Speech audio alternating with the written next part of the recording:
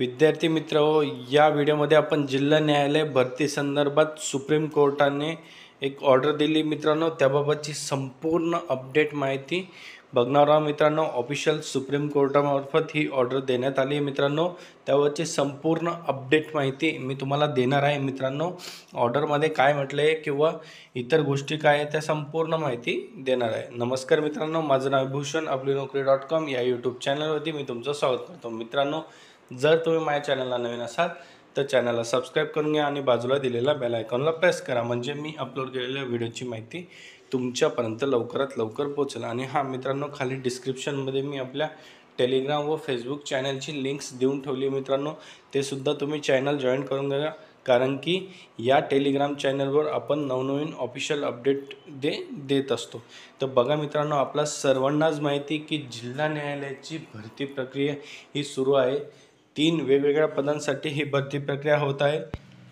पहिले पद आहे ज्युनियर क्लर्क म्हणजेच कनिष्ठ लिपिक, त्यानंतर दुसरे पद आहे शिपाई आणि हमाल आणि तिसरे पद आहे स्टेनोग्राफर। तर मित्रांनो, यामध्ये आपल्याला सर्वांनाच माहिती की 5500 प्लस जागांसाठी ही भरती प्रक्रिया होत आहे। त्यामुळे मित्रांनो, याबाबतची एक ऑफिशियल अपडेट ही बॉम्बे हायकोर्टामार्फत प्रसिद्ध करण्यात आली। तर बघा मित्रांनो, नोटीस काय आहे।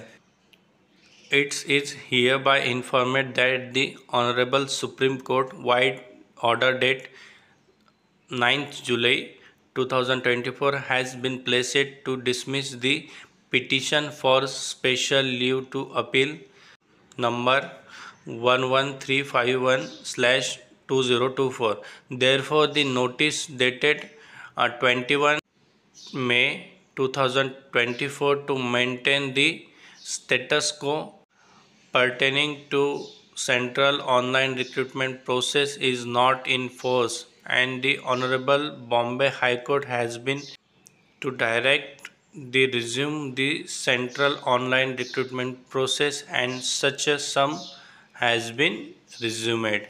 तर बघा, जिल्हा न्यायालय भरती संदर्भात खूप मोठी अपडेट आहे। जी सुप्रीम कोर्टामध्ये ऑफिशियल केस चालू होती ती 9 जुलैला तुमची ही पिटिशन डिसमिस करण्यात आलेली आहे आणि सुप्रीम कोर्टामार्फत तशी ऑफिशियल ऑर्डरसुद्धा करण्यात आली।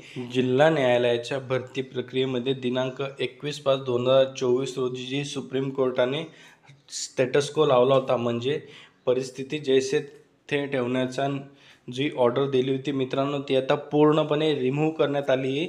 आणि बॉम्बे हायकोर्टाने निर्देश दिले की तुम्ही ही प्रक्रिया ही पुढे नेऊ शकतात। याला स्टेटस को जो आहे तो आता तुम्हाला बंधनकारक नाही आहे। तुम्हाला जो स्टेटस को दिला होता तो फक्त पिटिशन फेटाळल्यानंतर त्यानंतर पुढे जी प्रक्रिया होते त्यामध्ये तुम्हाला आता कोणत्याही प्रकारची बंधनं नाही आहे। तुम्ही डायरेक्टली तुमचे रिझल्ट्स किंवा इतर सगळ्या गोष्टी पुढे प्रोसेस ही करू शकतात मित्रांनो। आता बघा, यामध्ये काय होणार आहे की प्रथम जी मित्रांनो ती स्टेनोग्राफरचीच परीक्षा होईल, कारण की त्यांचं जे शेड्यूल आलं होतं तर त्यामुळे ती पुढे कंटिन्यू होईल। त्यानंतरच आपलं लिपिक आणि टंकलेखक आणि पिऊन आणि हमालचा विचार केला जाईल मित्रांनो। अशा प्रकारची ही अपडेट माहिती होती। तुम्हाला हा व्हिडिओ आवडला असेल तर लाईक करा, शेअर करा आणि चॅनलला सबस्क्राईब करायला विसरू नका।